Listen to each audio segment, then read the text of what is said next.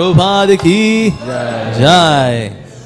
So devotees, we are very, very fortunate because today we have amongst us a very, very special devotee, a very special disciple of Srila Prabhupada, His Grace Srutakirti Prabhuji. Hari Bol.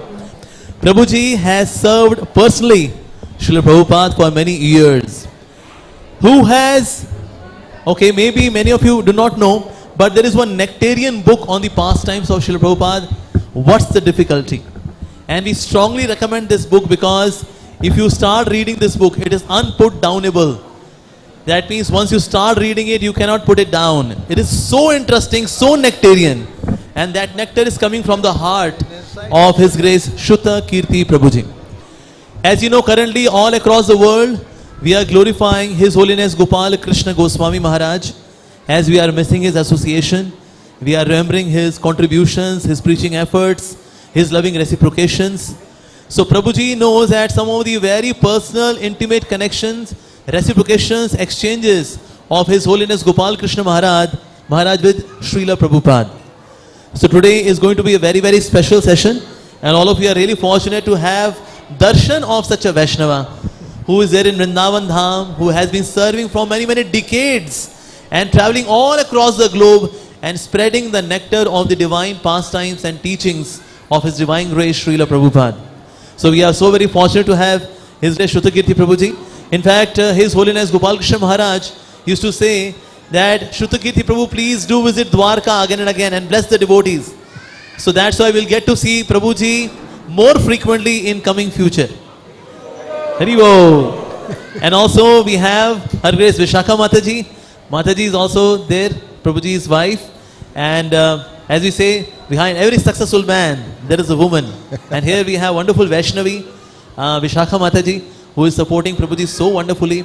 And today we are really blessed to have such a great Vaishnava couple to bless all of us. So let's welcome His Grace Srutakirti Prabhuji and Her Grace Vishakha Mataji by chanting Hare Krishna, Krishna Krishna, Hare Hare, Hare Ram, Ram Ram, Hare Hare. His Grace Srutakirti Prabhuji ki Jai, Her Grace Vishakha Mataji ki Jai, Jagat Guru Srila Prabhupada ki Jai.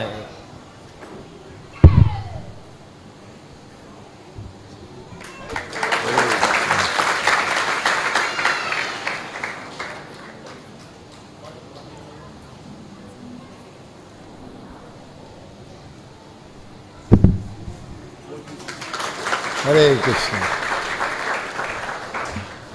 Shall I begin? Yes, Hare Krishna.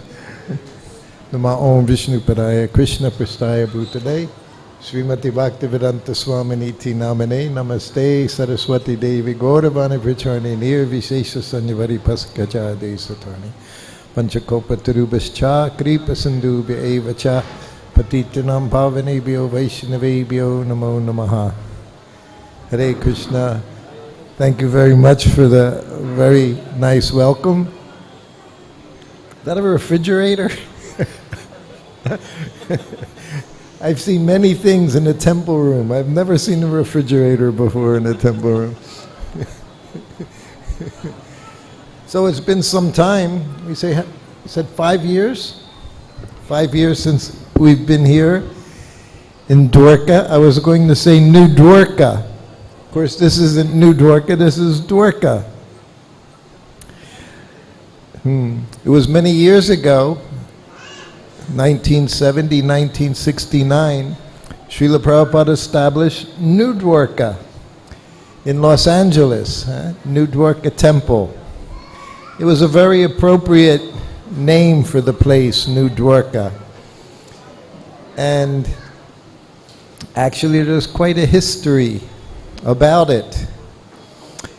You all know here, you all know Vrindavan Temple, Krishna Balaram Mandir.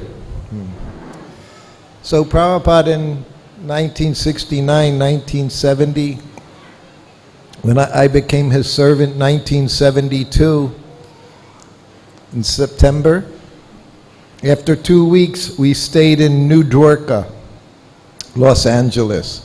was a very nice place.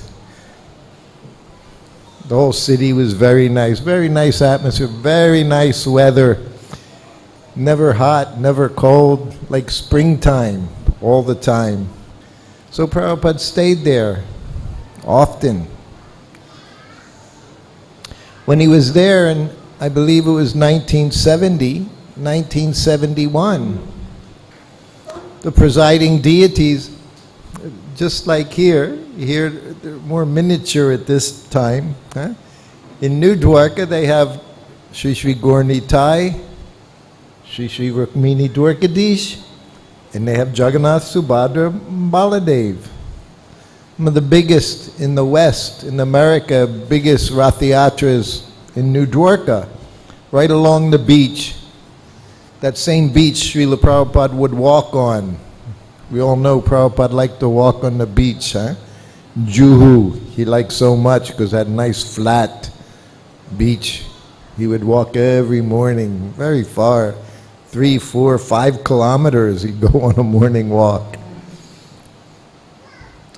So Prabhupada, of course, his spiritual master told him to preach to the Westerners. So Prabhupada was resigned. He was going to stay in the West. There's a very nice story we only heard a few years ago. You all know Surabi. He was the architect for Krishna Balaram Mandir, Juhu, Radharasa Bahari temple. What other temple? Was there another temple? Vishaka? Was there another temple? Anyway, he was the designers of those temples. So just a few years ago, he was in his 70s. He had become very ill. He came back after almost 40 years. He came back to Vrindavan because he was dying. He hadn't been there for a long time, and he didn't know what people would think about him. He always felt that he had gone away from ISKCON. So he was feeling a little embarrassed, almost ashamed. But everyone loved him because he built Krishna Balaram Mandir. That was his very difficult work, 1970s. 1973, 1974. You see, constructing this temple, how long it's taking. In Vrindavan, you couldn't even get cement. They built that temple in 2 years, Krishna Balaram Mandir, and the guest house.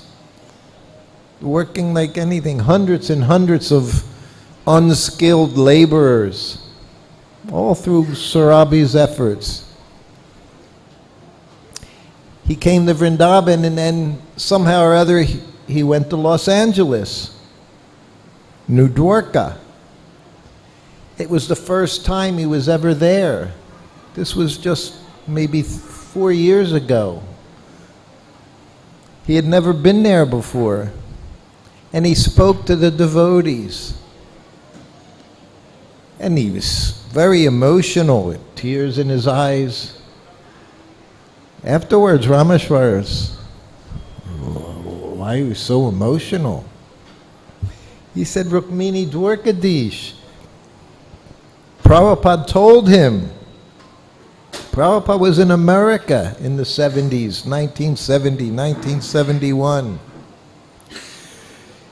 He said, Dwarkadish said to Prabhupada, I want you to go to India, to Vrindavan, and build a temple. Prabhupada said he didn't want to. He said, my mission is here. Prabhupada said he had an argument with Dwarkadish in New Dwarka. Kept saying, you have to go to India and build a temple there.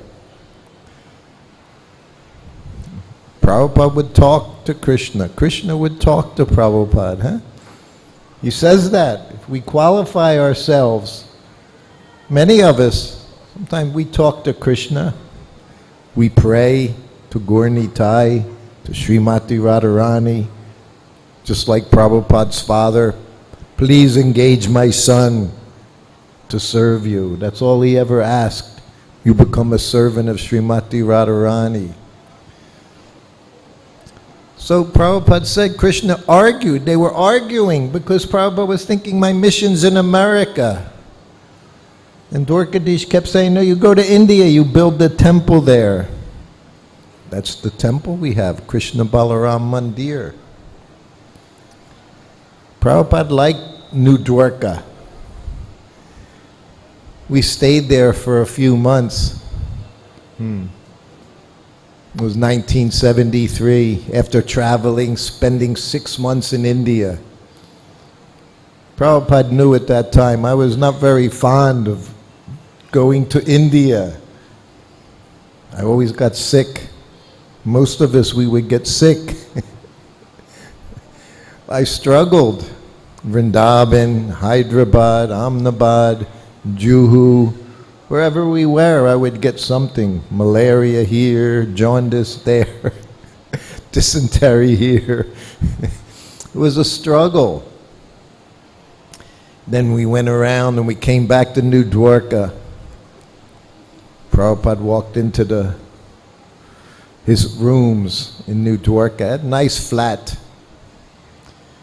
And he was looking out the window and he said, so, Srutakirti Maharaj, how do you like it here in New Dwarka?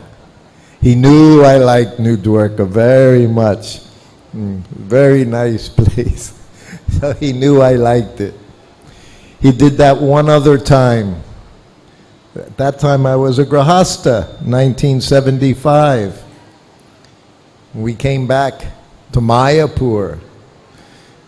That time the Lotus Building, that was the one building, the Lotus Building. You all know Prabhupada's rooms in the Lotus Building. And when he arrived there, and again he was looking out from Prabhupada's rooms, door windows were there, you could see out into the fields, rice paddies. So all you saw were rice paddies in Mayapur. Way down the road you would see the Chaitanya Mat, Lord Chaitanya's birthplace. Between that and the Lotus Building, nothing. Looking the other direction, nothing. Just fields, rice paddies. Everywhere you saw rice paddies. And Prabhupada, we arrived to have Prabhupada's bags. We came in and Prabhupada was looking out the window, just like in New Dwarka. He said, so Srutakirti Maharaj, how do you like it here in Mayapur? I said, yes, Prabhupada, very much. He liked it there in Mayapur. Me, I was okay. But I knew Prabhupada felt very at home in Mayapur, very comfortable.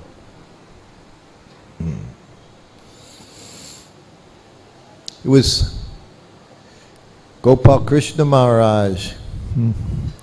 We saw him some months before. Whenever I would see him, he was in his room, Krishna Balaram Mandir, in the guest house. We went up there and talking, and he would say to me, so, have you been to Dwarka temple? I'd say, well, Prabhupada, Maharaj, went to Radharasa Bahari temple. I haven't gotten to Dwarka temple yet. I haven't gotten there. He said, go to the Dwarka temple. Yes, Maharaj. Then just a week or so before he went to Dehradun, we saw him. It was our last meeting. Krishna Balaram Mandir. And then we were at Radha Parthasarathi temple. What was it for? When was the last time we were there? Maharaj was there. July.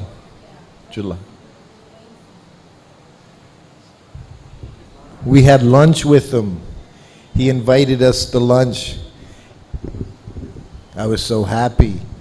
He said, I eat very simple. We said, good. We eat very simple. So he invited us both to lunch.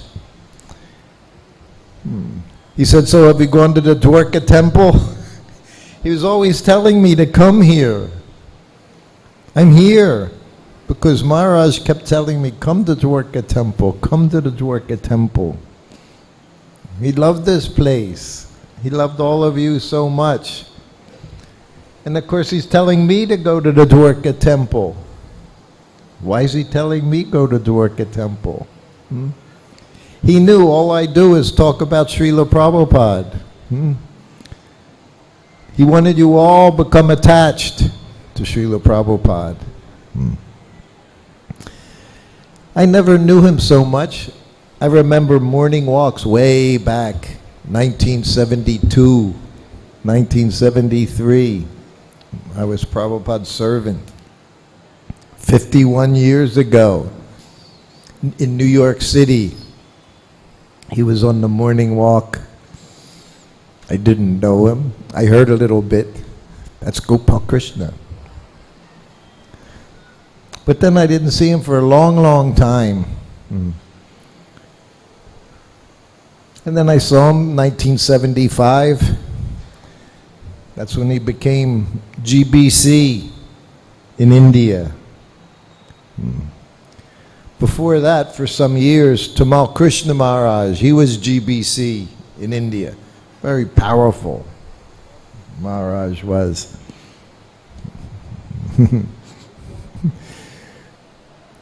But he wanted to leave after being here for almost 5 years, because he saw in America so much preaching is going on.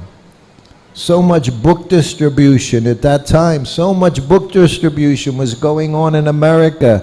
He wanted to be part of it, Tamal Krishna Maharaj. But Prabhupada said, you have to stay here in India. It was not so easy. One of my godbrothers, he went to Prabhupada. He said, Prabhupada, I'm learning Hindi. Prabhupada said, why? He said, well, so I can preach to the Indians. Prabhupada said, I've been preaching to them my whole life. I haven't made one devotee. 1975. He said, don't bother. The program was Make Life Members. In the 70s, 1972, 1973. Life membership program. That was the big program here in India.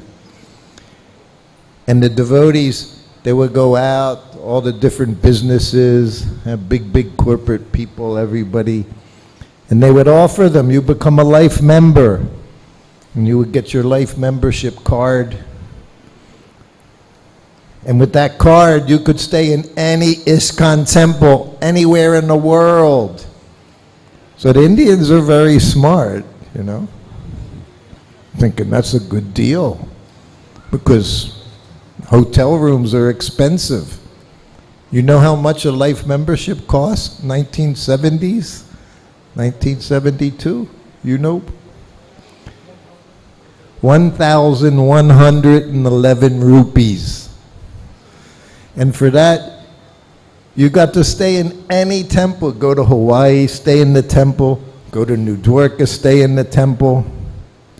And wealthy Indians, they always went to the West to stay in the temples.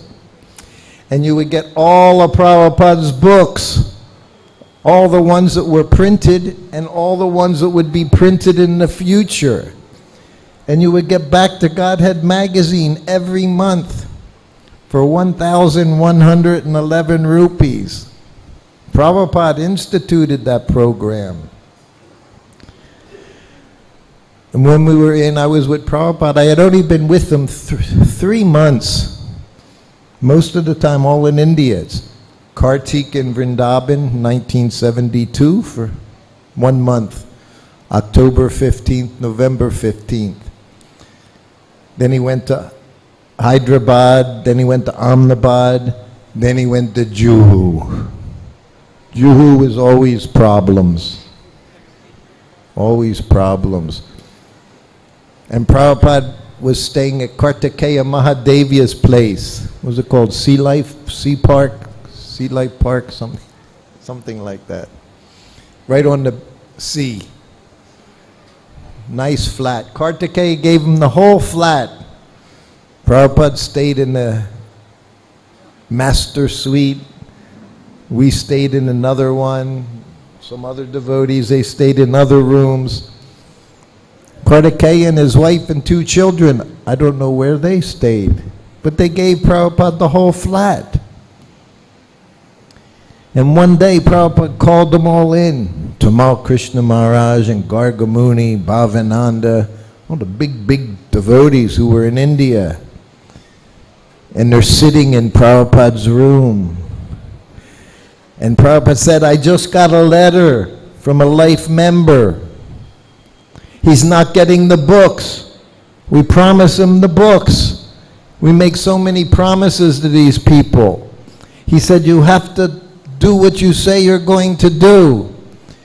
He said, if you don't follow this program, he said, we're going to have to leave India. And I looked at Prabhupada, I'm thinking, Prabhupada's going to leave India. I was very happy. I had just had jaundice sitting in Juhu. I had jaundice already. It was my first illness. We're on a morning walk. The sun, Prabhupada always walked, the sun would come up, Prabhupada's on his morning walk. And I felt a little sluggish, a little tired. And Prabhupada, Shyamasundar and I were walking right along the sea. And Shyamasundar looked at me, and my eyes, bright yellow, the whites of my eyes were yellow. And he looked at me and he started laughing. This is how devotees, when they see another devotee suffering, they laugh. Because it's not me suffering, you suffering. He said, boy, do you have jaundice? I didn't even know what jaundice was. Nobody has jaundice in America. I didn't know. So, boy, do you have jaundice? So then we get back to the flat, Kartikeya's flat. And then everybody knows now, because we didn't have internet, we didn't have text, we didn't have smartphones. But one thing everybody knew all around the world, just like that. That's ISKCON. So Tamal Krishna knew, Gargamuni knew. Tamal Krishna comes up to me. Srutakirti, he said, you can't cook for Prabhupada. You can't serve Prabhupada. You have jaundice. It's very contagious. I said, oh. I was this 20-year-old. I didn't know anything. So what do? I went into my father's room. Prabhupada. I went into Prabhupada's room. He was my father. I offered obeisances. He's looking at me. He didn't ring the bell. I went in on my own. So he's looking at me, yes. I said, Prabhupada, I have jaundice. He said, oh. I said, Tamal Krishna Maharaj, he said, it's very contagious. He said, I can't cook for you. I can't massage you. I shouldn't serve you because it's so contagious. You might get jaundice. Prabhupada looked at me. He said, do you have enough energy, enough strength to do your service? I said, yes, Prabhupada. He said, just do your service. Don't worry about it.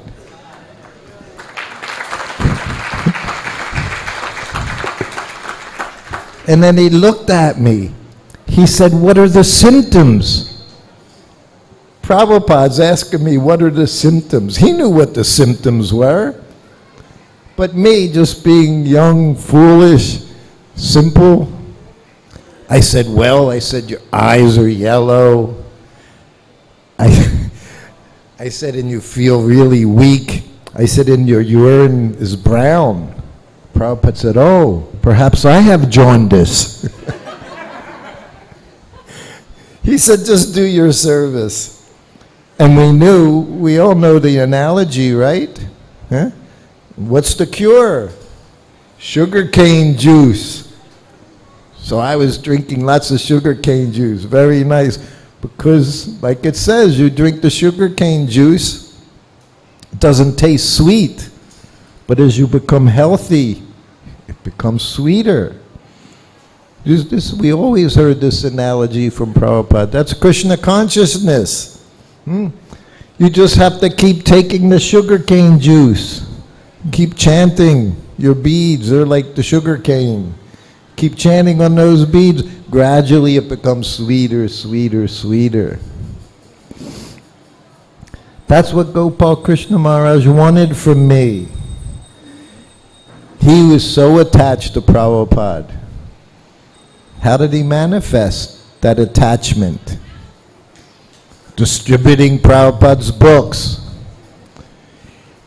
Never were so many books distributed in India until Gopal Krishna Maharaj started that program here, distributing millions of Prabhupada's books. This is what Prabhupada wanted in temples. I just read one letter from Prabhupada the other day, 1971. Prabhupada said, we're not so interested, so many people become initiated. He said, that's not so important. He said, we want people to come to the temple, take darshan of the deity, understand the philosophy.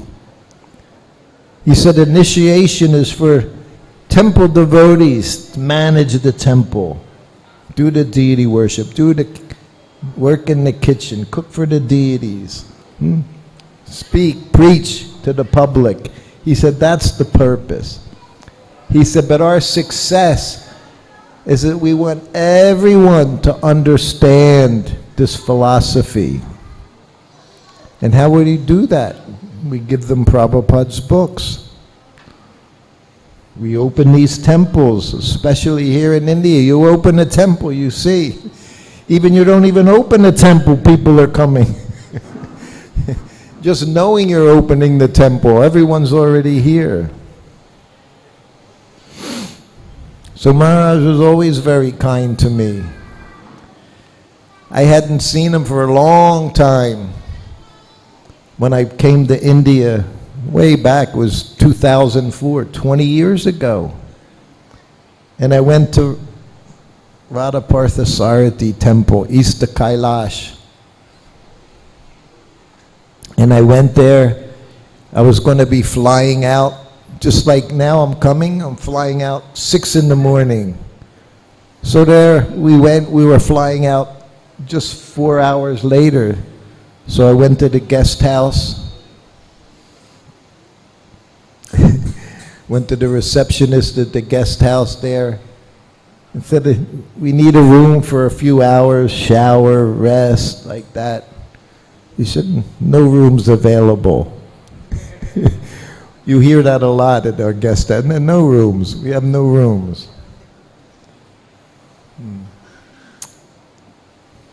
Devotee said, do you know who that's Srutakirti. I never say this is Srutakirti. Who's Srutakirti? He's nobody. That's Srutakirti. Prabhupada's servant, Prabhupada's disciple. You should give him a room. Don't have any rooms, nothing available. I said, is Gopal Krishna Maharaj here? No, he's not here. Can't have a room just for 2 hours? No, nothing available. I said, well, I'll go to the temple president. I didn't even know who the temple president was 20 years ago. I guess it wasn't Mohan Rupa 20 years ago, not yet Mohan Rupa. So we found our way to the office block. And I get to the president's office. And there, the president was there. We said, we just want to get a room for a few hours. The guest receptionist saying there's no room. I don't know.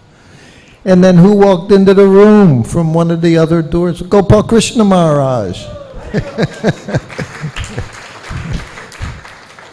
He said, Srutakirti. I said, yes, Maharaj. He said, do you have a room? I said, no, Maharaj. He looked at the president, he said, give him a room. He wasn't there. Amazingly, he just appeared. That's how powerful Gopal Krishna Maharaj. Even he wasn't there, he was there. They said he wasn't there, but he was there. They weren't going to let me know. He said, give him a room.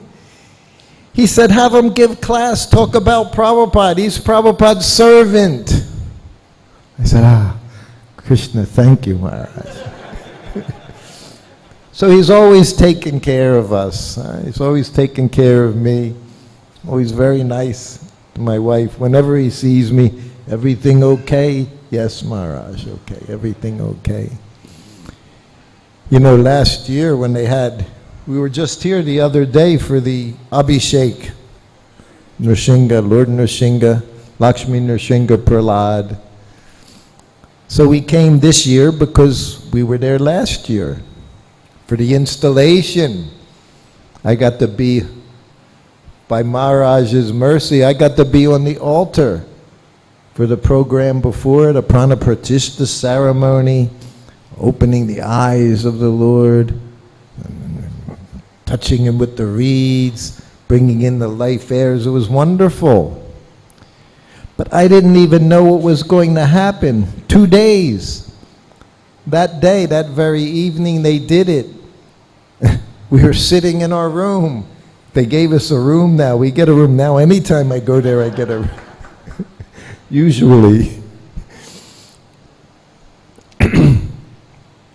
We were sitting in the room because the program was all in Hindi.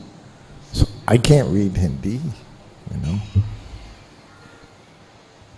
And I hear from the temple on the loudspeakers, where's Srutakirti? Maharaj told the devotee. He said, where's Srutakirti? Why isn't Srutakirti here? And I'm listening. I said, was that my name? Somebody said my name. It was Maharaj. He was so kind, inviting me, saying, get him down here. We rushed down just in time. We literally came at the very end of the fire yajna. I got to throw some grains in at the end, and then we went on to the altar. And then the next day came in the morning, right? And my wife's telling me, get down there, you got to go on the altar. And I said, well, they told me to be there at 5:30, I kept saying. They said, go there at 5:30. And me, I just listened to directions. You tell me something, I'll be there. You said 7:30, I'm here at 7:30. So they said 5:30, came at 5:30. So I'm in my room in the morning, and again I hear my name. Where's Srutakirti? I ran down. Gopal Krishna Maharaj said, get Srutakirti down here. So I ran down, fixed myself up, went on to Lord Nrsimha Dev's altar, and I got to do the Abhishek early in the morning by his kindness. This is a devotee.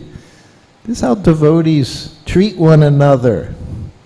He had no reason he had to involve me in anything. But he sees this person, he's done service. Some point in his life, he's done some service. And what do? Someone asked me the other day, when someone has fallen away, what do? I say you give them service. We know Krishna consciousness, no matter what happens, there's only one atonement. Service, devotional service. Because Krishna's in the heart. And when you do service, it cuts through everything. Cuts through all the Maya, all the nonsense. So service is what's important. And I see that Maharaj was expert, like Prabhupada. He knew how to engage everyone according to their propensities, according to their desires. But he was also strict. Remember once we had a little issue there in Vrindavan. And I was saying, well, this devotee's like this. He looked at me. He said, my. He said, you really have to change your attitude. I was like, whoa. So he wasn't afraid to tell you if he thought you were doing something. Who was it was said? Maharaj said, you're just so lazy. Huh? I think he said that to a few of his disciples. You're just lazy. But he could do it in such a way, you didn't get offended. He always had that nice smile. Smile on his face. And he didn't fight. He would always agree. And then he'd do whatever he needed to do. Expert. Prabhupada was like that, huh? Most of the time. So this is our business. Once, long time ago, 1976, in New York City, that's when they had the skyscraper. Prabhupada called them skyscrapers. You all know different. Skyscraper means it's touching the sky, scraping the sky. Skyscraper, scrap means trash. Skies, Prabhupada, just big trash. Call them pigeonholes. They're like pigeons living in little. They're very popular here. Juhu. People are very proud to live 10 crore pigeonholes they live in. They think they're so. They think it's so wonderful. But Prabhupada, from 26 2nd Avenue, little storefront, matchless gifts. The rent was like $200 a month back then. From that, 10 years later, they were in 14-story building. Radha Govinda Temple. Prabhupada was very, very pleased, right off of 5th Avenue. An incredible place. And they had a Govindas down in the basement, ground floor. It was actually basement. They had nice Govindas there. So there was this one devotee, ex-devotee. Say blooped. You all know that expression, bloop?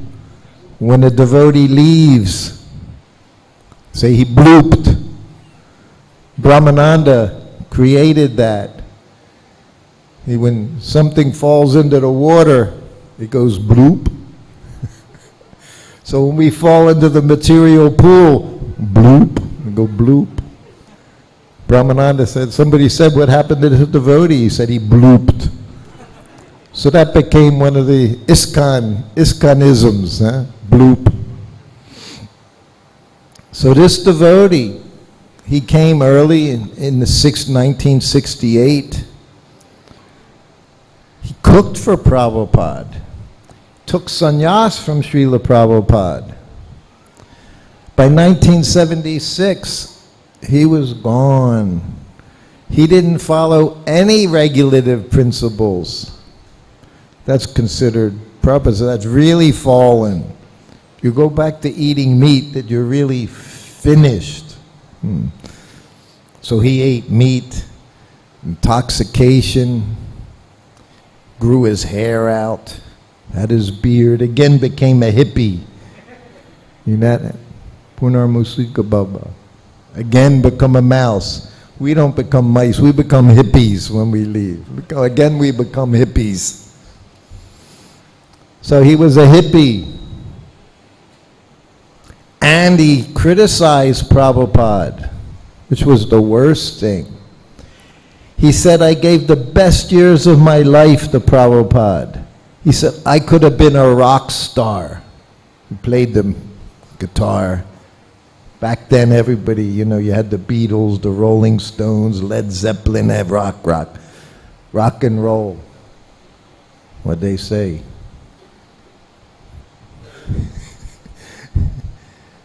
So none of the devotees would talk to him because he might say something offensive about our spiritual master. How can you listen to such a thing? But he would come to Govinda's restaurant because he liked prasadam and it was a good deal. It was cheap. All you can eat. All you can eat. Like here, Govinda's. All you can eat buffet. So we would still come to the restaurant. There's one devotee girl, she talked to him. She had a good heart, you know. She knew he was a devotee, he was fallen. But she knew falling is something can happen. Sometimes it happens. So she was kind to him, even though he might say something not nice. So one day, Prabhupada's coming to New York City to see his temple, this 14-story temple. So big sidewalk, wide sidewalk, maybe like 6-7 meters wide. So all the devotees are in front of the temple having kirtan because they know Prabhupada's coming. So he's walking up the street to the temple for lunch. And as he comes, he walks right up to the devotee girl. And he says, why is everybody out here? You know, so, oh, Prabhupada's coming. He said, oh, I just came for prasadam. I just came to eat lunch. Wasn't even interested in seeing Prabhupada. I'm supposed to be at a meeting. But this meeting was, I told him I'm at a meeting. That's my temple president.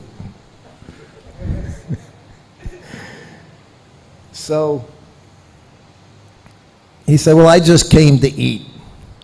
So he was ready to walk down to the restaurant, Govinda's restaurant. Even though Prabhupada's coming, he didn't want to go see Prabhupada. Of course, who's in control? Krishna. Krishna's in control. We say that. Not a blade of grass moves without the sanction of Krishna. Do we actually understand that? Do we believe that? Ultimately, nothing happens without Krishna's sanction. In Vrindavan, we say Krishna Balaram sanction. We know everything. Because who knows how anything works in Vrindavan? Somehow it goes on every day, even though it's complete chaos all the time. But the doors open on time, pretty much. Sometimes a few seconds late. But everything goes on because Krishna Balaram, they're in charge. Rukmini Dwarkadish, they're in charge. So the kirtan's going on. He's ready to go into the temple to the Govindas, and the car pulls up. Prabhupada, of course, is in the car right at the perfect moment. And sannyasis are there. Tamal Krishna Maharaj, he's there. He was big devotee. Many big devotees back then. And the door opens and Prabhupada gets out of the car. How would he even recognize this boy with his long hair and his beard? He didn't have a shaved head, shaved face. But as soon as Prabhupada gets out of the car, he walked right up to him. First person standing there at the sidewalk. And Prabhupada looked at him. He smiled. He said, so, you'll cook for me while I'm here? As soon as he said it, the devotees are, Prabhupada, he's eating meat. Prabhupada, he criticized. They're whispering in Prabhupada's ears. Prabhupada didn't hear anything they said. Again, he looked at him. He said, so will you cook for me while I'm here? He said, yes, Prabhupada, I'll cook for you. That's what Prabhupada did. He engaged them in service. Prabhupada stayed there for days and days, and he cooked for Prabhupada. And who helped him? That girl, the devotee girl, the only one that even talked to him, got to assist cooking for Prabhupada. What could be better than cooking for your spiritual master? Over the years, I've always thought in my different services, I always said how massaging Prabhupada I thought was one of the best things I did. It was all best, perfect, more perfect, most perfect. It was all perfect. Massaging him, answering the bell, going on the morning walk. He said 3 things kept him alive. His morning walk, his massage, what's the other one? His Ayurvedic medicine. He took one. Every other morning he took 1 pill, Ayurvedic pill, Yogendra Ras, like a tonic. It also helps for epilepsy, which they say that devotees go into ecstasy. It's a kind of a epilepsy. So I always think Prabhupada took it so he wouldn't go into ecstasy when he was in front of us. So I was involved in 2 of those, morning walk and the massage. Twice a day I massaged. But then I started to think more recently, and I thought how important it is to feed. All the ladies know they feed their family. You raise your child, you nourish them, you feed them, you keep them healthy. And I thought, I cooked for Prabhupada every day. And I started to think that was the nicest thing I did. I had that cooker. He showed me how to use the cooker. For 3 days in a row, he showed me how to use his cooker. And not everybody could use the cooker. I won't mention any names. But other servants didn't know how to use the cooker. But I cooked for him with that cooker every day. Maybe hundreds, almost 1,000 lunches in that cooker. He never once said, this doesn't taste good. This isn't right. This is too salty. He never said it. Not once. And I've seen him criticize people that cooked. I've seen him criticize the Raj Bhog offering given to their lordships. This dal tastes like mud. That was one of his favorite ones. Dal tasted like mud. Who would know what mud tasted like? But Krishna knew what mud tasted like. I guess Prabhupada knew what mud tasted like, maybe playing with Krishna one day. So this is the business of the spiritual master. Prabhupada said in one letter, he said, I am dependent on you and you are dependent on me. He said it's a reciprocal relationship. And what's it based on? Love. Why else do you do something for someone? He said, he would say that to the reporters, I'm not paying any of these people. And they, from morning till night, they're working for me. Its relationship is based on love. Gopal Krishna Maharaj had great love for his spiritual master. And he had great love for all of you, for all of his disciples, all of those engaged in service. All these temples.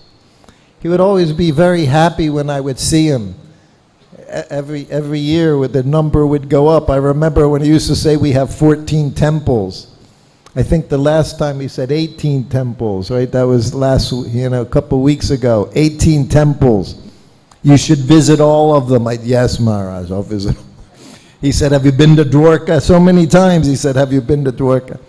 I said, no, but I'm going. So I'm here by Maharaj's order and by his mercy. Yeah. You're all here. You're all here by the mercy of Gopal Krishna Maharaj, by the mercy of Srila Prabhupada. So take this process very seriously. It will save your life, life after life. I can tell you, even you want to get away, you can't get away. I always said I never wanted to live in Vrindavan. I used to have a mantra, I don't want to live in Vrindavan, I want to die in Vrindavan. I do want to die in Vrindavan, and I'm getting closer. I'm 73 in a few weeks. But now I just want to live in Vrindavan. We're going to the US. I'm going to Atlanta for the Panihati Festival, that Jayapataka inaugurated many, many years ago. Then Bhakti Churu Maharaj, after Jayapataka couldn't travel, he was going. And now the Vice President, my godbrother Sikhi Mahidi, again he invited me this year. So I'm going this year to Panihati Festival. There, Prabhupada's, that's the place, 1975. Prabhupada stayed there for 3 days. When he arrived there, it was a very pretty temple. Temple room, half this size. Beautiful Gaurnatai deities. Radha Krishna, and Jagannath, they're having their Rath Yatra. Next weekend, I'll be there for it. So when he arrived there, Prabhupada had been to so many temples. He was in Honolulu, he was in Los Angeles, Mexico City. So when he arrived in Atlanta, he said to the devotees, he said just that. He said, we've been to Mexico City and Caracas, he said. He said, in Miami. He looked at me. I said, Miami. Yes, Miami. He said, and now we're here. He said, and I think your temple is the best. Wow, everyone went into yeah, Jai, Prabhupada, Haribol. And then he just was fixated on Lord Chaitanya and Lord Nityananda. And he said it was the first time we ever heard it. Parama Karuna Pahudwijana. He said the two lords, he said they're very merciful. He said they're distributing love of God freely to everyone. And they don't even accept any offenses. He said Krishna is also merciful, but he demands surrender. Sarvadharman prityaja. And Prabhupada was all choked up looking at these deities. He said, but Lord Chaitanya is so merciful, and he could barely talk. And then he just closed his eyes and started crying. And he went into ecstasy. And we all sat there, quiet. You couldn't even hear anyone breathe. We would just sit and look at Prabhupada. Because when Prabhupada went into ecstasy, everyone felt it, felt something. Thought, this is why I'm here. This is what Krishna consciousness is about. I saw that every day with Prabhupada. I saw it with Gopal Krishna Maharaj. I said, all this service he did. Imagine 18 temples. Every temple requires a few hundred devotees, right? In Vrindavan, we have over 600 devotees working in that temple. 35 department heads, 35 departments. So if every temple just 300 devotees, you have 20 temples, how many devotees are required? 6,000? Is that right? So this is what Maharaj has done. But then where did you see him every morning? I always knew when he was at Krishna Balaram Mandir because he was in front of Krishna Balaram offering artik. Every morning. He was a devotee. That's what I saw with Prabhupada. So much management, answering letters, dictating. But in the afternoon, reading his books, chanting on his beads, playing harmonium, doing bhajans. He was a devotee. We keep busy with all this service. You have to keep busy. But you have to become attracted to what Krishna consciousness is all about. Not just driving back and forth, taking people to the airport. That's service. But we have to understand, why am I doing this service? Prabhupada told me, just do your service. Service is love. Without love, why are you doing your service, huh? Again, we don't pay anyone. Now sometimes we give maintenance. That's okay. But we do service out of love. And the more you serve, the more you'll develop that love for Krishna, for Guru. This is our business. So I thought we could spend some time, if anyone had questions. Any questions, comments? Okay, you're the clue. We'll start with you right there.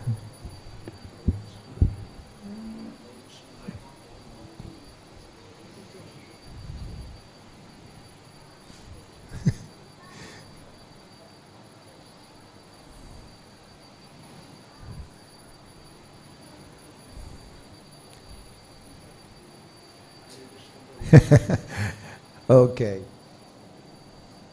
There we go.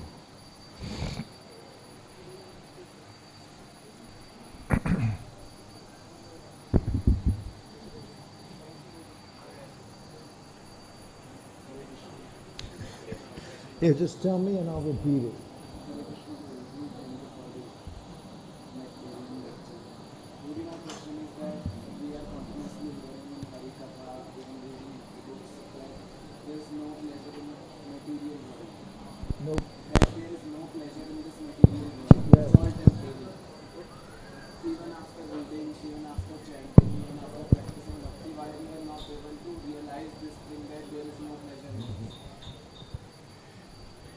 He said, we're reading the books, we're understanding here in the material world, there's no pleasure, we're chanting, we're reading, but still we try to enjoy. That's habit. Many, many lifetimes.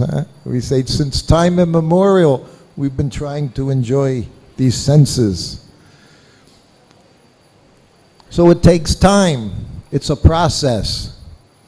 Like Prabhupada said, when you get initiated, that's not the end. It's the beginning. But what you'll find, just like us that have been around for a long time, some have been very steadfast, just like your Guru Maharaj, Gopal Krishna Maharaj. He never looked back. Sometimes some of us, we've tried this way, that way, try to enjoy different things. We have desire. We have desire seeds. We don't even realize. Even as devotees, sometimes we want to do this, we think we should do this, we think we should do this. We don't even understand the desires that's deep inside of us. To have no agenda, to just want to serve. It's a very high platform. As I said, pure devotee. How many millions of demigods there are? I was reading in, forget what canto it was, so many hundreds of millions of demigods and Vaikuntha planets. It said they're all devotees, but out of them to find pure devotee is very, very rare. So our process is there, and that's why it's very important. We chant. We keep engaged always in service, because Maya's always there, and she's very, very tricky. Just like even in this, we could say, unfortunate, Gopal Krishna Maharaj left, just like Srila Prabhupada left. So many of his disciples, they couldn't manage. They were very attached to the form, the Vapu. That's why Prabhupada always talked about Vani and Vapu. You have to become attached to the instructions. I said that day in Krishna Balaram Mandir. I saw after Prabhupada left, if you want to remain close to Prabhupada, you had to become very close to his instructions.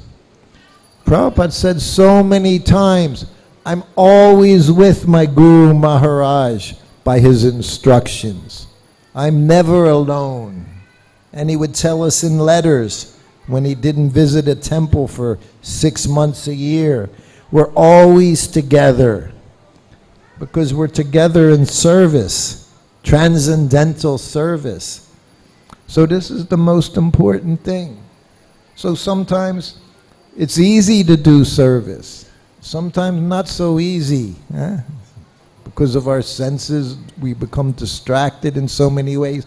But it's those times, if you remain fixed and you do service, you can make a lot of advancement because you'll see the result. And Krishna will clear your path for you. When it's easy, anyone can do. But when it's difficult, just like what was the temperature yesterday, today, 46, 47 degrees. Can't even walk outside in the temple. I was walking from MVT to the temple was enough to make you want to run back into your AC home, you know. Class time, 8 o'clock in the morning. We're sitting there in the temple, and the marble's hot. You know, Vrindavan Krishna Balaram Mandir is open. When it's cold, you know it. When it's hot, you know it. Today I offered dandavats in front of the Vyasasana Guru Puja. I lifted up and I could see my whole face, just wet mark on the hot marble. Like we say, you could cook your chapatis on the marble. It's so hot. But you continue to do service. See, this is the thing. When you become steady like that, you become very strong. So that we just have to keep always trying. And the job of the management is to somehow or other see that everyone is engaged. And that's what I see. Maharaj, he was very expert because he knew. See, you become expert through realization. It's not an artificial. It's realization how to engage others and wanting to engage others. I mean, it's the ultimate good. Otherwise, everyone's suffering. We don't say there's no enjoyment, but it's temporary. And that little enjoyment always has a big price. Always pay a big price. I always say one of the things, you know, I lived in Hawaii back and forth, 10 years altogether, but never more than a few years at one time. I always wanted to have a place on the beach. From the temple, sometimes we'd take the devotees. You know, we had 2 vans every Sunday. We'd go to the beach. I was temple president. Ladies in one van, men in the other. We'd go to the beach. Prabhupada said, you should swim every day, he said, in Hawaii. Temple president, Prabhupada, if we do that, no one will get anything done. He said, well, at least once a week. He said, it's very good for you. It's healthy. So we drive by these beautiful houses, beautiful ocean, blue, turquoise waters. I would really love to have a house. Really love to have a house by the ocean. I went back, we were there some years ago. I was getting my wife her U.S. passport, citizenship and passport, so we could come live in India all the time. And I finally got to rent a house right on the beach.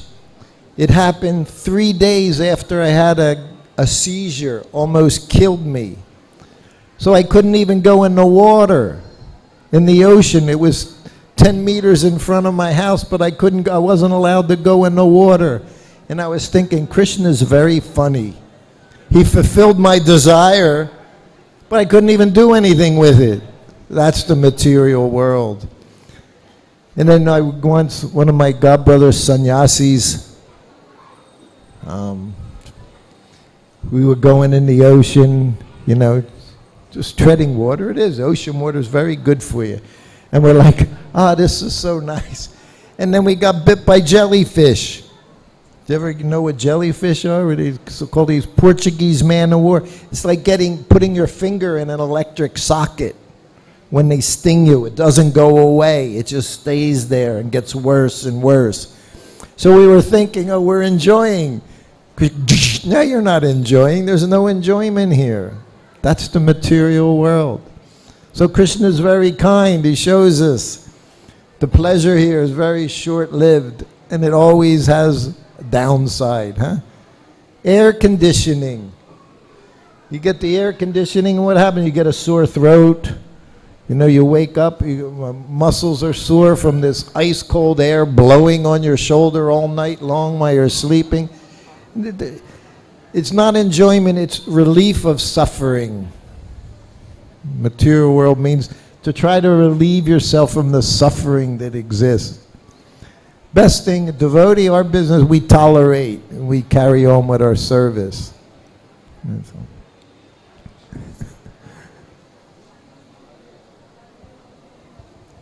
One more, and then Mataji there after you. Mataji has a turn there. Thank you very much, Prabhuji, Hare for wonderful Krishna. pastimes. I have read your book, What Are the Difficulties? So there is a two beautiful pastimes there. The first time you with Prabhupada in India, and the second one is first time you didn't cook for him. Mataji stopped you. So we want please share with us these two lovely pastimes. What was the first one? The first one, first time you came India and you saw the carpet in front of you. First time you came in India and everybody is dancing in front of Prabhupada. So you realize, I don't feel that. Please share with us. I hope you understand that. My words, please. I was actually in New Dwarka. He asked two questions. He's read my book, I imagine. What are the difficulties? What is the difficulty? Yes. The first one, I had been with Prabhupada for a year. I was a brahmachari. And I had been traveling with him, went to India, everywhere with him. And I was feeling very depressed. Imagine I was with Prabhupada 24 hours a day for a year. And everywhere we went, I would see people in ecstasy because they were just seeing Prabhupada for the first time, or they were seeing him after not seeing him for 6 months, a year. So they were in ecstasy, but I wasn't feeling this ecstasy anymore because I was always there. You see, that's what happens. You become familiar in a way, you know? So we were on the plane and we got to Los Angeles. This is 1973. So it was very different then, not so much security. So all the devotees are at the gate. So Prabhupada, he had a process. The plane, when the doors opened, when the plane set down, I would get the garlands. He always had a lot of garlands, so he would pick the garlands he wanted, then he would make us put garlands on. Because that's a devotee. Vaishnava, we belong to Krishna. Krishna is not poor. Prabhupada said Krishna is not poor, we always look nice. Prabhupada is a sannyasi, always look nice. So then people are getting off. So Prabhupada, he didn't get right behind anyone. He always left some space. He wasn't up against anyone. So as people are leaving, you could hear the kirtan. And I'm hearing as the kirtan's getting louder and louder, then there'd be a space. Whenever there was a space, the devotees are thinking, anytime Prabhupada's going to come off, and there's hundreds of them in the gate. So then, finally Prabhupada enters the airport, the gate, and the devotees jumping up and down, dancing, chanting, crying, laughing, banging on the mridangas and the cartels. Everyone's in ecstasy. And I'm right behind them. I didn't feel anything. All I felt was miserable because I didn't feel happy. I wanted to be happy like everyone else. So then we go through the airport, and I'm carrying his bags. We get to the temple, New Dwarka temple. So now I'm busy. I got to put everything away, and I had to get his lunch ready, had to make the chapati dough, set up the cooker, lay his clothes out on the bed, and give him a massage. And I still felt lost. I felt, I didn't know, what am I doing? And I'm massaging his back. And I felt so terrible that I said, Prabhupada, all these devotees, they love you so much. I said they're jumping up and down, crying, laughing, dancing. I said, I don't feel anything. Imagine I said that. When I think back, how would anyone say that to their spiritual master? But I said it. That's how miserable I was. And of course I said it hoping he would say something nice, make me feel better. He didn't say one word. Whole rest of the massage, an hour, I massaged him. He didn't say one word. He just left me there. And then I felt worse, realizing I was in so much Maya. Then I had to go back while he bathed. I had to get his lunch ready. Rice, chaunch the dal, chaunch a few sabjis, roll out a chapati, put everything on the plate, run back into the room just as he's finishing his Gayatri mantra. He came, he started eating. He doesn't say anything. But now I'm busy. See, I was busy. So I was distracted because I was doing service. So then after lunch, he takes rest. And then I heard the bell ring after half an hour. And now my mind, I'm already in a different place. Still not very happy, but I was, and I offer obeisances and I sit up, and he looked at me. He said, do you like your service? I said, yes, Prabhupada, very much. He said, service is love. Just do your service. Just do your service and everything will be all right. Our business is to serve. Yeah, what does Lord Chaitanya say? Very first verse is Shashastakam. Don't matter whatever you do. Huh? Trample me under your feet. Make me brokenhearted. My business is service. That's what I do. That's love.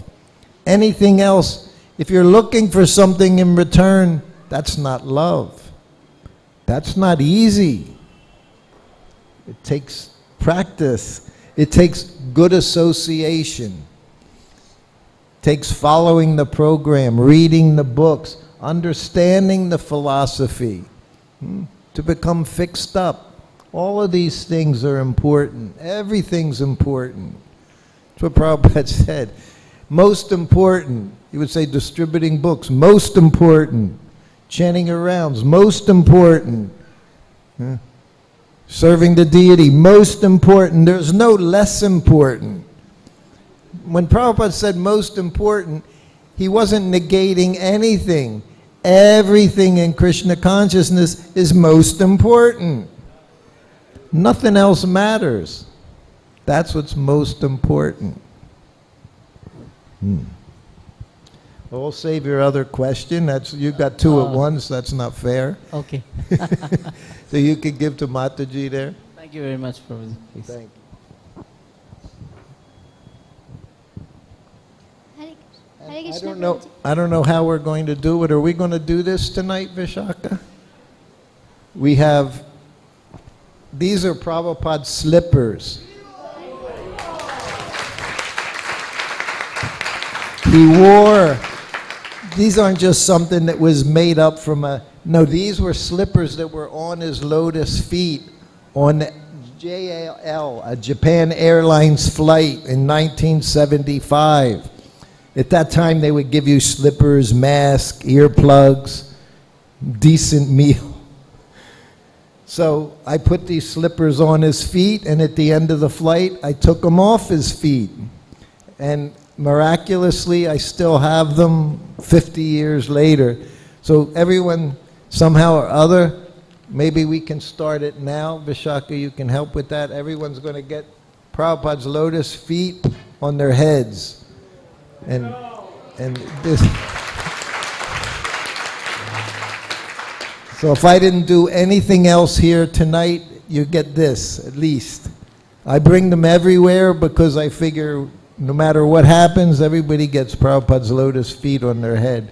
And there's nothing more valuable than that. Okay. So Vishaka, I'll give you these. You can, and you don't get to keep them. No, we can, I don't know, men, I guess, should we separate, make one and one? One for the men, one for the ladies? You can manage the ladies. Who do we trust here for the men? Is anyone trustworthy? Okay. And that way we can get that done while we're still talking. Okay, there's this, she's been waiting very patiently. Hare Krishna, Prabhuji. Hare Krishna. Prabhuji, I always listen to your lectures about pastimes of Srila Prabhupada. So sometimes I feel like I should also be there. I should witness all these pastimes. And so what should we do to get that association and to witness all these pastimes? Oh, someone help me. My ears aren't very good.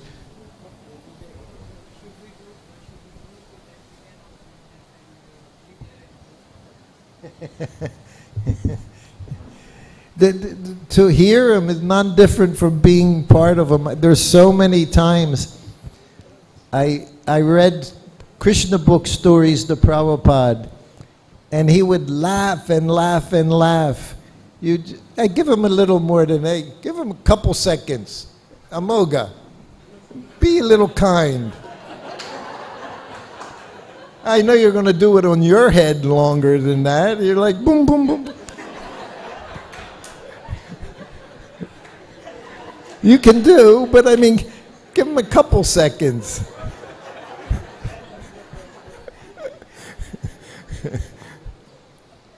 We're not in such a hurry. Kind of a hurry, but okay, continue, don't stop. Who has them? Okay, go on. This is our pleasure. Hearing Krishna book. When I joined, that had just come out, Krishna book, volume 1. Imagine, there was something very wonderful about being grown up. I was 19 years old, not knowing anything about God, that he was actually a person. And all of a sudden you find out this person, Krishna, is God. And he's doing all these amazing things. That's what I did. I went to a devotee. And I said, I'm looking for God. He said, well, we have him. The devotee had him. He'd only been a devotee for 1 month. So I said, well, who's God? He told me God's name, God's address, his mother's name, his father's name, what he does all day. It was incredible. That, in a way, growing up as a devotee, very, very nice. But not growing up as a devotee, not knowing anything, and struggling, going to school for 14 years. That's all I did was go to school. And then all of a sudden I find out there's this whole other world, the spiritual world. That's why we were all crazy in ecstasy all the time. Because we were all just finding out that this person, supreme person, exists, and we're all connected to him.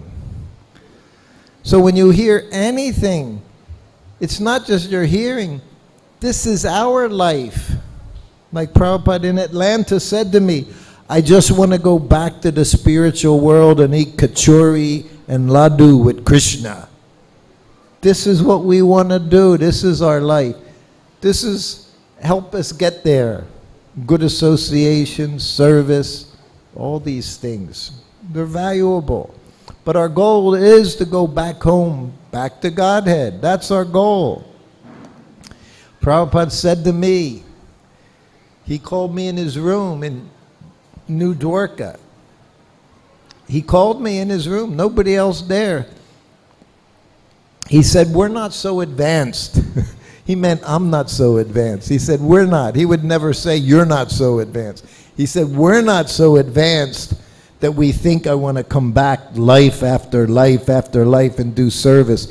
He said we should have the desire to go back home, back to Godhead. That desire has to be there. At some point, maybe you can think, I just want to serve my guru.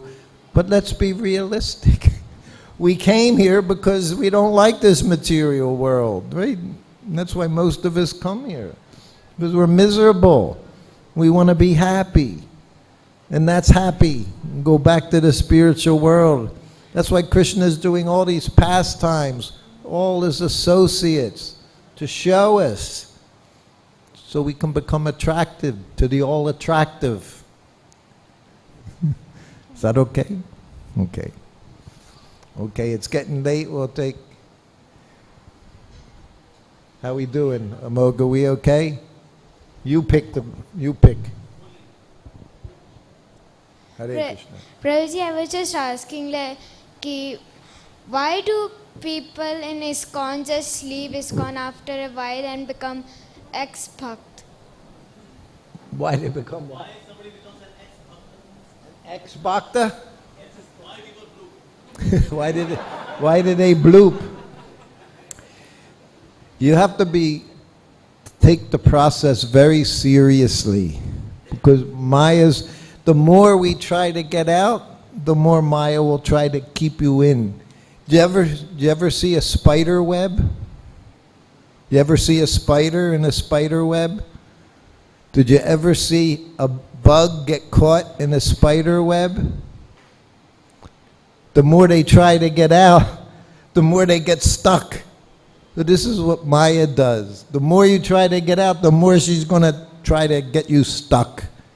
Because that's her service. One has to be very serious. There was a morning walk once in Juhu. Prabhupada came, this is before the temple was there. Prabhupada came down from his flat, and there was a nice garden my godbrother Kavi had made.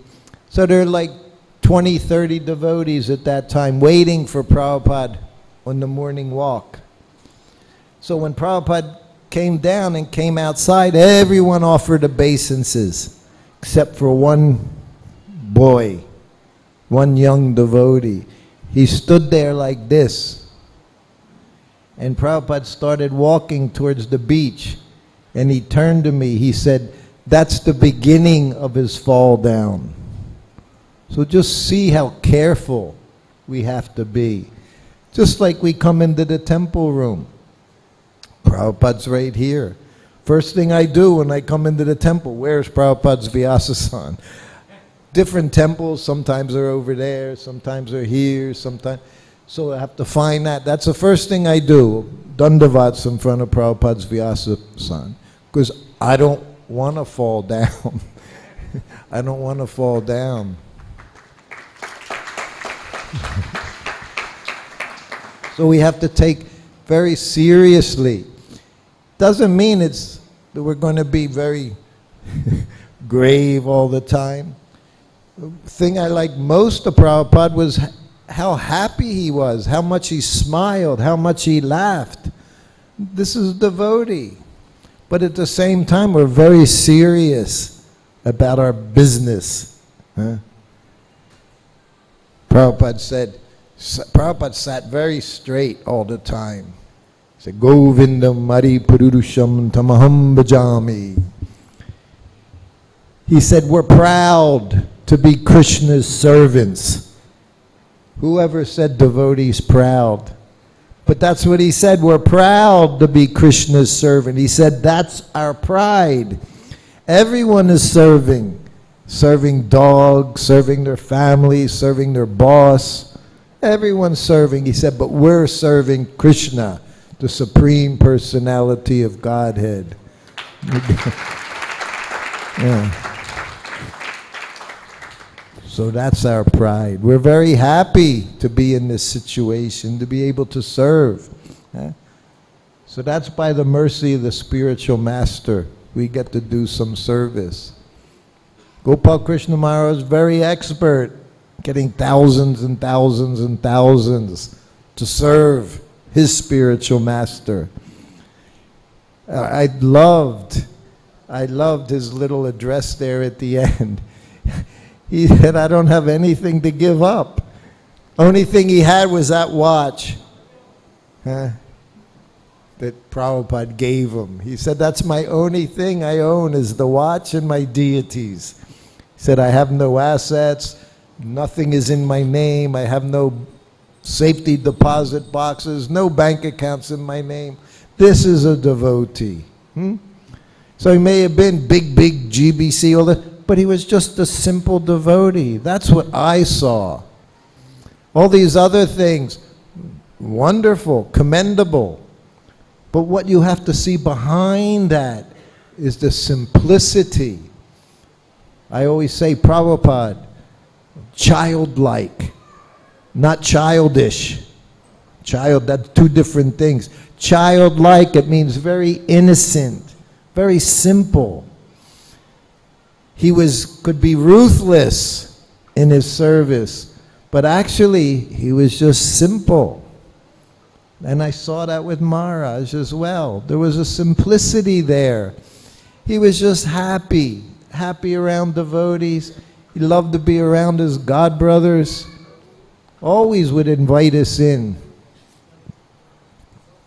So I think we have a busy schedule. Tomorrow we're going to be flying for 22 hours, going to Atlanta, Georgia to be part of the festivities there.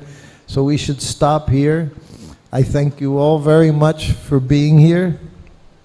I hope you all got Prabhupada's blessings. You know, Radhanath, one time, he gave a class, and after the class, devotee went up and said, Maharaj, will you give me your blessings? He said, I just spoke for 2 hours. What do you want? When Prabhupada once was asked that in the crowd, somebody, will you give me your blessings? He said, will you take this headache from me? Then you can get my blessings. So this is the business. We want to try to help those who are doing so much to spread this Krishna consciousness movement. And then you'll get blessings. Just asking for blessings. The blessings are there. Prabhupada would always say, the sun's there, just step into the sunshine. Follow this process, you'll get blessings. It's not something a simple tap on the head. Of course, Prabhupada's shoes tapped on your head, that's okay, that's blessings. But you have to work to get blessings. It doesn't just come from talk. Unless you're an old man like me, that's all you do, talk. My daughter, her birthday's today. Yeah, today I have to call her up. She was May 27th. So her girlfriend said she wanted to make a video. And she said it just has to be 10, 15 seconds. Just, like say happy birthday, blah, blah, blah, blah. And I thought, you can't say that to any devotee. Like when they talk, like Vyas Puja, things like that, okay, talk 2-3 minutes. Devotees don't know how to talk for 2-3 minutes. 2-3 hours we can talk, not 2-3 minutes. So that's what I do too. Anyway, Srila Prabhupada ki jai. Gopal Krishna Maharaj ki jai. His Grace Srutakirti Prabhu ji ki jai. Our Grace Vishakha Mata ji ki jai. The last time I gave class here, it was the beginning of the book marathon. Okay. And I said, I was never a big book distributor, but I said, anyone buys a Bhagavad Gita today, I'd sign it. And we sold 50 Bhagavad Gitas that day, I remember that day. So I distributed some books. Anyway, that just thought came to my head. I wasn't pushing books, but everyone should have a Bhagavad Gita, set of Srimad Bhagavatam and Chaitanya Charitamrita. Should all have them in your home. Then you'll get blessings just being there in your home. Okay. Thank you so much, Prabhuji. So Prabhuji, out of humility, he said, no, what am I doing? Just talk, talk, talk. But actually, these talks are so valuable to us. They are invaluable, in fact, because Prabhuji has personally served Srila Prabhupada. We have seen so many photographs, so many videos. We have Prabhuji is personally serving Srila Prabhupada. He is massaging him, oil massage. He is carrying his luggage. He is walking behind him. He is serving him so closely. So, many are called, few are chosen. As the Bible says, many are called, few are chosen. And among the few chosen one, here we have His Grace Srutakirti Prabhuji. Few chosen.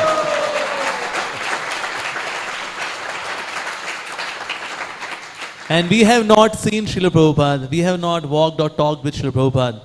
But we see the way Prabhuji describes about Srila Prabhupada. We are actually transported to that era, of that 70s era. The way Prabhuji describes each and every detail of the incidents, as if still they are so fresh in his heart. So that shows that how much love he has for Srila Prabhupada. Because otherwise we forget. Maybe even 1 week before what happened, we forget. But even after 40, 50 years, we see all these memories are so fresh in Prabhuji's heart. That shows that he has served Srila Prabhupada with so much love. So much love. So to have darshan of such a pure devotee, that's a blessing indeed. So Prabhuji, I would say, if it's a reservoir of nectar, no. It's an ocean of nectar which he carries in his heart. And every time when Prabhuji comes here, we will take few installments from that ocean of nectar of Srila Prabhupada's pastimes, Srila Prabhupada's exchanges.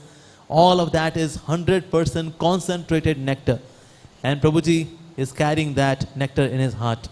So Prabhuji has really made our day hearing him about Srila Prabhupada in connection, especially how Srila Gopal Krishna Maharaj was blessed by Srila Prabhupada. Prabhuji has seen that, and thank you so much, Prabhuji, for taking us from 2024 to that 70s era of Srila Prabhupada. Thank you very, very much. We have a very nice community here. Very, very nice.